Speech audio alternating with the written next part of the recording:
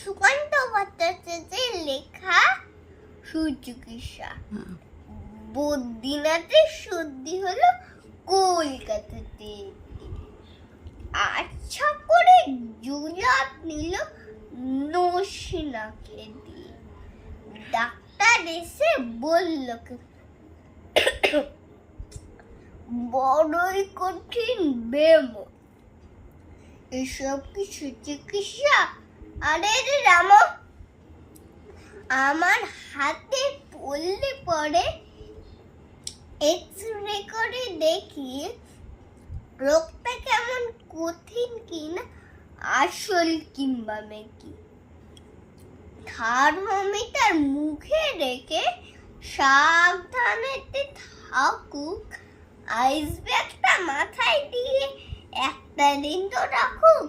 Injection নিতে হবে oxygen পরে, তারপরে দেখবো এরকম থাকে কেমন করে।